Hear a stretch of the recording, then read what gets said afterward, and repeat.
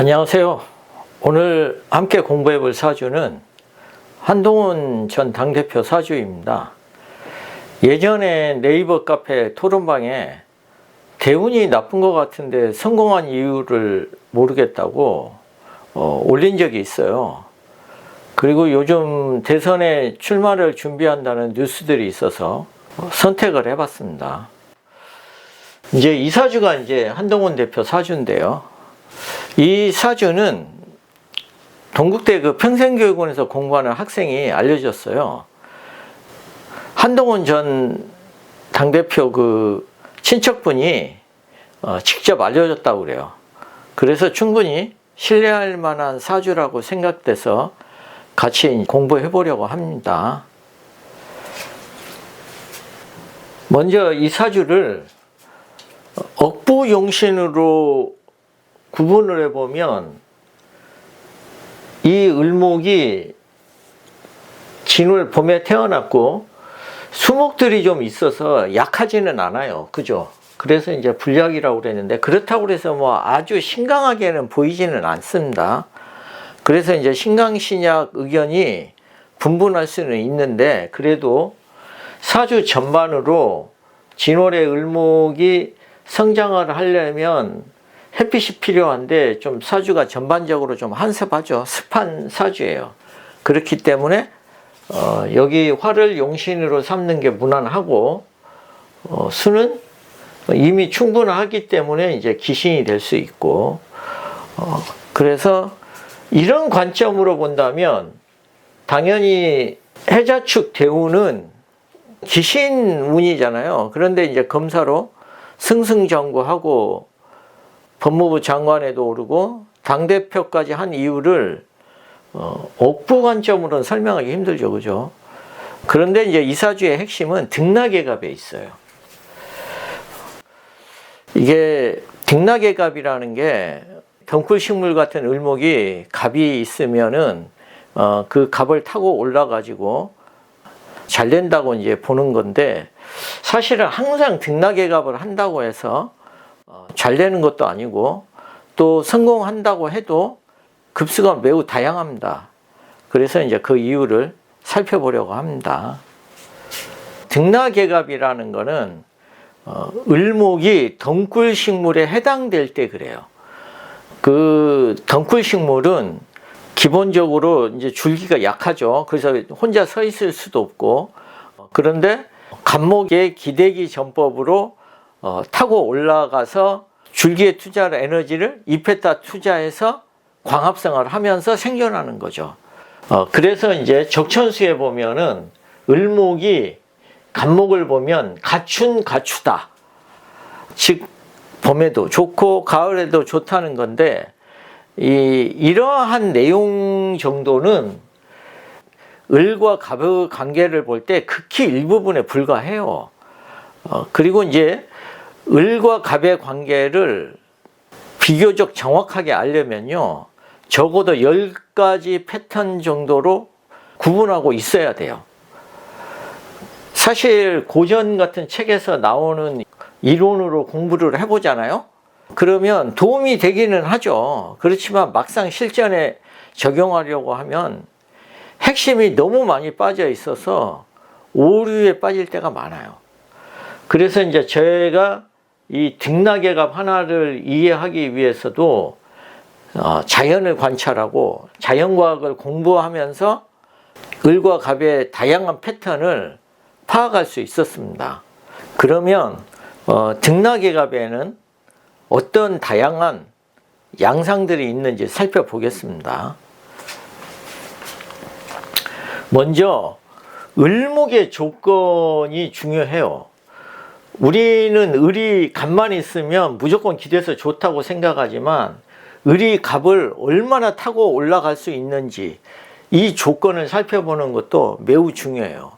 그래서 어떤 을목은 이 갑을 탈 만한 힘이 부족해서 적당히 타고 오르다가 거기서 안주하는 경우도 있고요. 또 자기가 해바라기 같은 을목은 굳이 갑을 타고 올라갈 필요가 없죠. 그러니까 기대지 않고 살거나 아예 기생해서 사는 을목도 있고, 또는 아예 타고 올라가는 걸 포기하고 음지식물로 살아가는 을목도 있어요. 그러니까 이 갑목 옆에 이 을목이 있을 때 을이 취할 수 있는 스탠스는 매우 다양한 거예요. 이런 거를 이제 파악하려면 계절과 사주의 환경을 보고 이제 판단해야 되는 거죠. 그리고 이제 다음 갑목의 이제 환경도 중요한데요. 옆에 이제 을이 의지력이 강해, 갑을 꼭 타고 싶어. 그렇지만 이 갑목의 환경도 매우 중요한 거예요. 이론으로 공부할 때는 을목은 옆에 갑목만 있으면 좋은 줄로 이제 착각을 하는 경우가 많은데, 자연에서 갑과 을은 기본적으로 경쟁 관계예요. 그래서 어떤 갑은요, 을이 다가오지 못하도록 막 피톤치드를 내뿜으면서 거부하는 경우도 있어요. 그리고 을이 갑을 타긴 탔는데 갑목이 너무 무성해. 그러니까 햇빛이 아예 차단이 돼가지고 등락예갑한 효과가 전혀 없어요. 그래서 이제 이런 경우에도 등락예갑을 했어도 크게 발전을 못 하겠죠. 그죠? 또 등락예갑을 했는데 타고 오른 갑목이 너무 작아. 그러니까 광합성을 하는데도 불리하죠. 그리고 성장하는데도 크게 효과가 없고, 이런 조건들이 만나서 다양한 모습으로 나타납니다. 그리고 이제 등락예갑하는 그런 이제 사주들의 성향은요, 덩굴식물이 되는 을목에 해당되는 이야기인데요. 이 덩굴식물은 일단 발화하면 씨앗에 있는 그 배아의 영양분을 이제 바탕으로 한 2m 정도는 이렇게 팔을 뻗을 수 있어요. 그 천천히 영상을 찍으면요, 이 을들이 막 이렇게 팔을 휘두르는 모습을 볼 수 있어요. 그렇게 해서 이제 2m 정도 팔을 뻗을 때, 그때 딱 걸리는 나무를 타고 올라가서 이제 햇볕을 보고 광합성을 제대로 하느냐 이제 여부에 따라서 생존이 결정되는데, 그러니까 이 을목은, 덩굴식물 을목은 어떻게 갑을 붙잡아야 되는 거예요. 그런 본능이 있으니까 기본적으로 부침성이 좋아요. 그리고 이제 이 덩굴이 갑을 찾을 때 동서남북을 따지는 게 아니에요. 일단 붙잡고 생존해야 되기 때문에 굉장히 이익에 민감하죠. 그러면서 또 팔방미인이라 크게 성공을 하기도 해요. 그러면 등락예갑에는 어떤 다양한 모습들이 있는지 한번 살펴보겠습니다. 자, 이제 이 사진들이 등락예갑하고 있는 을들의 다양한 모습이에요. 제가 이제 이거를 알기 위해서 자연을 많이 관찰을 했는데요.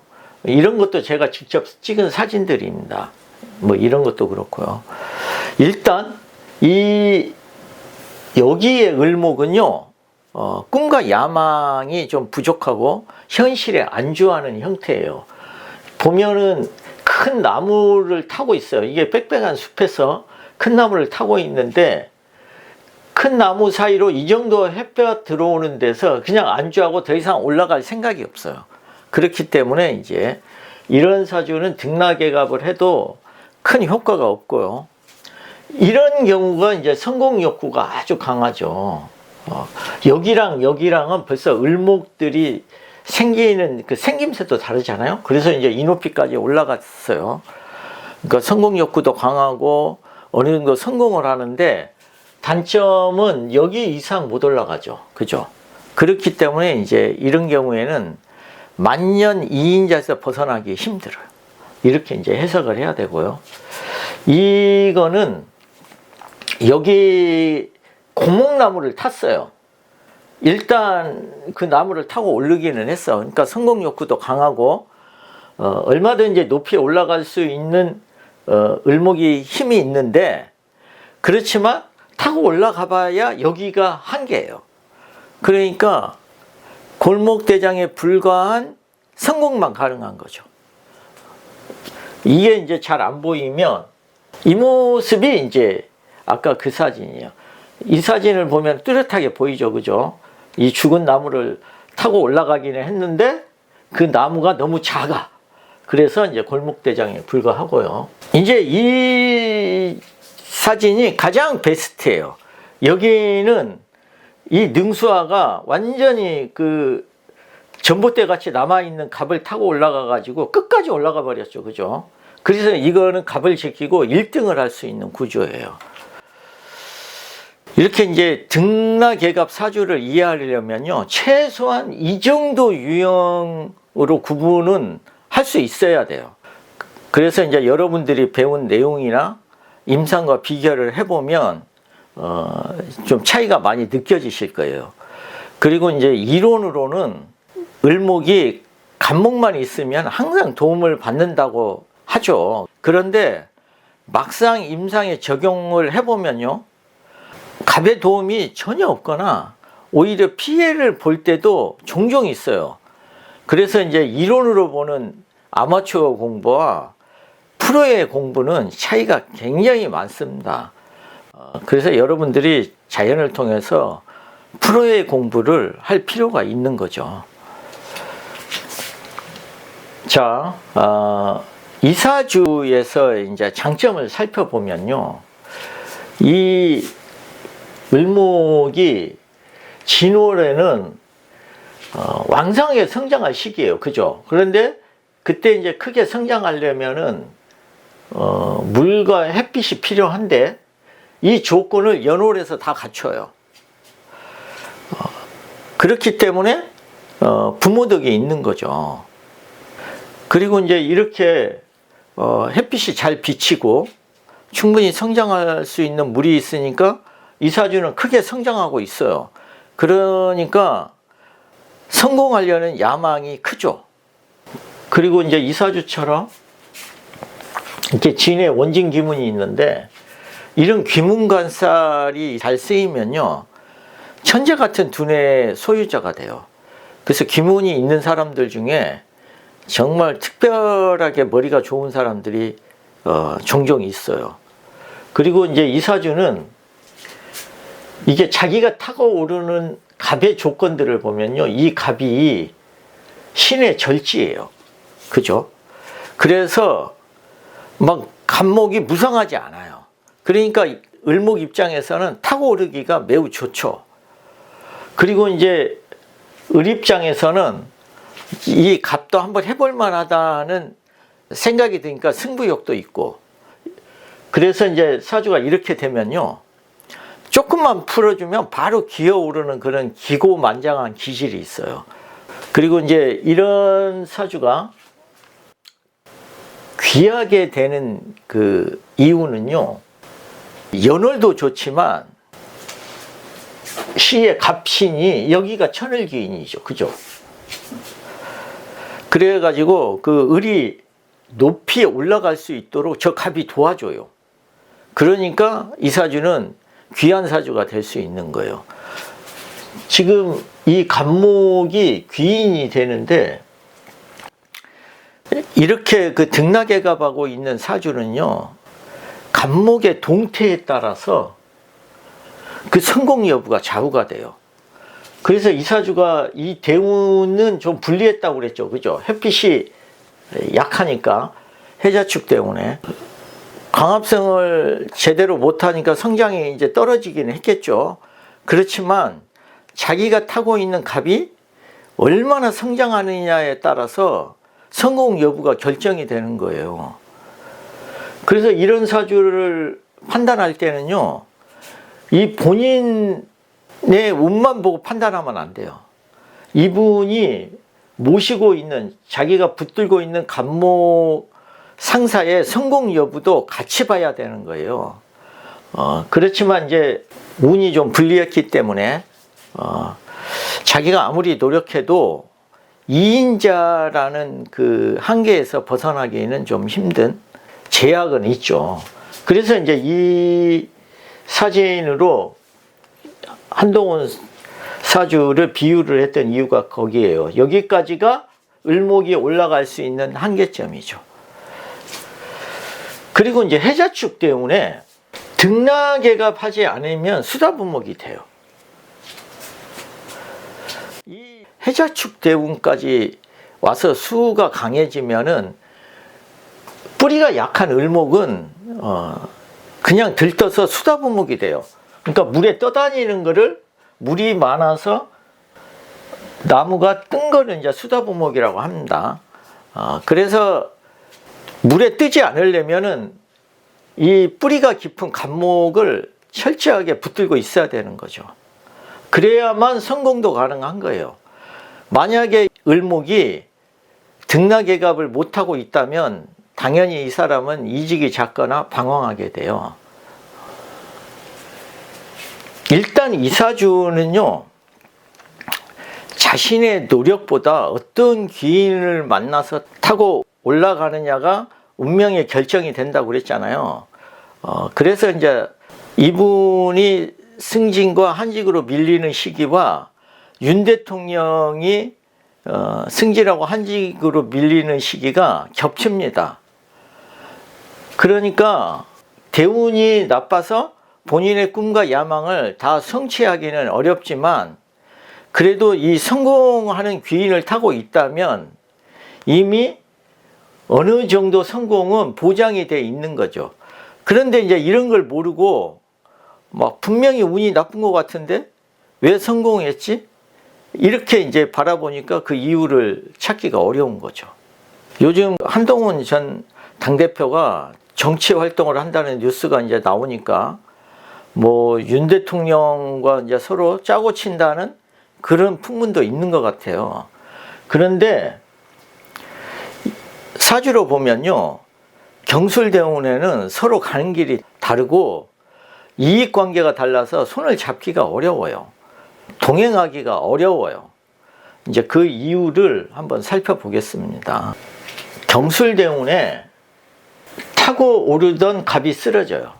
그러니까 이 갑이 신에서 절지고 경술이라는 괴강의 강한 경금을 만나게 되면 이 갑이 이렇게 사진처럼 부러지는 거죠. 그러니까 을목 입장에서 보면요, 이 쓰러진 갑을 굳이 타고 오를 이유가 없는 거죠. 그러니까 이제 이때부터 이 을목은 쓰러진 갑목보다는 이 운에서 오는 경금에 더 관심을 두게 돼요. 그래서 을목은 이제 경금으로 가고 갑목은 더 이상 을하고 동행하기 어렵다고 이제 인식을 하게 되고 이해관계가 당연히 나뉘죠. 특히 평생 갑에게 매달려서 어떤 혜택을 보던 을목이 바로 경술대운에 경금 바위를 타고 오르려고 하는 그런 선택하는 것만 봐도요, 덩굴식물은 을이보다 이익을 더 중시하는 성향이 있다는 걸 알 수 있어요. 그리고 이제 을은 그렇게 선택을 했다면 갑이 인식하는 거는요, 을목을 배신자로 느끼게 돼요. 그 이유는 뭐냐면은 이렇게 경술에 강한 경금이 갑목을 이렇게 치려고 그러면 갑 입장에서는요, 을이 일간 을이 을경합으로 딱 묶어가지고 자기를 방어해 주기를 바라요. 그런데 이 을이 을경합에서 그치는 게 아니라 합금으로 변해요. 또 그 금으로 변해서 갑을 치는 형상이 돼요. 그러니까 갑 입장에서는 을이 배신자라고 느끼는 건 너무나 당연하죠. 그런데 어떻게 동행을 하겠어요. 그리고 이제 이 을목은 그동안 본인이 갑을 타고 부지런히 갑을 타고 이렇게 올라가는 그 속도도 있지만 이 갑이 쑥쑥 자라던 속도도 있죠. 그죠? 그러니까 이 두 개의 속도가 더해져 2배 이상의 빠른 성장이 있었던 거예요. 그런데 이제 이렇게 경술대운에 을경합으로 이제 경금을 타고 이제 명예를 취하려고 스탠스를 취하면요, 지금부터는 오로지 본인 힘만으로 타고 올라가야 돼요. 그러니까 이렇게 갑을 타고 올라가 가지고 성장했던 등락계급보다는 효율성이 떨어지는 거죠. 그리고 이제 을사년의 상황을 보면요, 을사년에는 다수의 이제 경쟁자가 출현하게 되는데요. 그 이유는 뭐냐면은, 자연에서 보면 이렇게 큰 나무가 하나 쓰러지잖아요. 그럼 이 나무는 햇빛, 물, 땅 이런 거를 다 확보하고 있었어요. 그런데 이렇게 딱 부러져 가지고 이제 갑이 쓰러지잖아요. 그러면은 그 햇빛, 물, 땅을 차지하기 위한 후발주자 을목들이 엄청 몰려와요.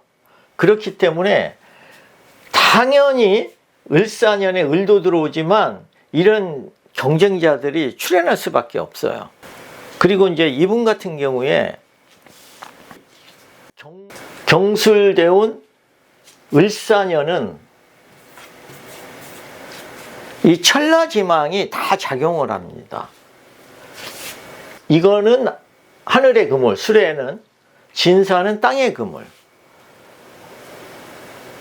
그 올해처럼 하늘과 땅의 그물이 이렇게 형성되면 갇히는 일이 생기는 거예요. 이때는 이제 대개 관제나 건강 문제 같은 것도 이제 되고요. 또 손발이 묶이는 운이니까 마음대로 운신하지 못하는 것도 돼요. 따라서 이제 대통령 후보로 나서려고 하는 이제 올해는 여러 가지로 발목을 잡는 그런 제약들이 따르니까 아무래도 어려움이 예상되는 거죠. 그리고 이분이 이제 이런 천문성이 있는데, 수레가 이제 천문성도 되고 찰나도 돼요. 정치인은 수레 천문성이 좋게 작용하면요, 그 넓은 시야를 가지고 큰 정치를 할 수 있는 장점이 있어요. 그런데 반대로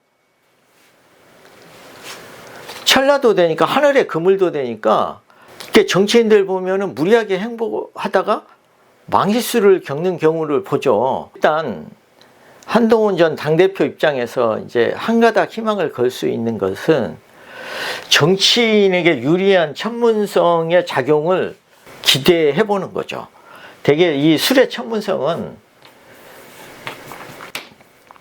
이렇게 쓰임새가 이제 다양한데요. 여기는 기본적으로 국가, 권력, 공직자 같은 속성이 있어요. 그래서 국가 조직이 밀어주면은 천문성의 작용이 좀 돼요. 뭐 예를 들면 검찰 조직이 유력한 경쟁자를 지망살로 가두거나 올감해서 발목을 잡아주면 상대적으로 본인은 우위에 설 수 있을 거 아니에요. 그러니까 이제 천문성으로 작용할 한 가닥 희망이 있기는 한데, 그런데 이제 을사년이잖아요, 지금 세운이. 이럴 때는 경쟁자나 지지자들이 불나방 같은 속성이 있어서요, 타협도 안 돼. 무조건 사회충을 하려고 덤빌 거예요. 그러니까 천문성으로 작용이 되게 어렵죠. 그래서 이제 정말 관이 노골적으로 밀어주지 않는 이상 정치인으로 홀로서기는 쉽지 않을 거예요.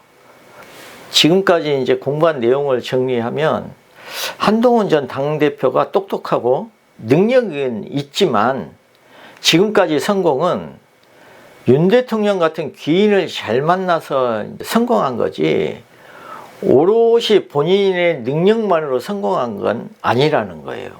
그리고 이사주의 등락예갑은 갑이 끌고 가는 역할을 해서 성공한 건데, 평소 을목은 그렇게 생각하지 않았기 때문에 경술대운과 같은 상황이 오니까 바로 갑과 떨어져서 다른 길을 가는 거잖아요.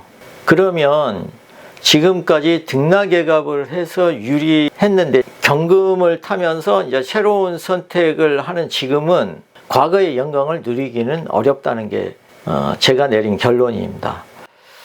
이것으로 이제 오늘 준비한 내용은 다 마쳤는데요. 지금까지 공부한 내용이 좋았으면 좋아요, 구독 눌러주세요.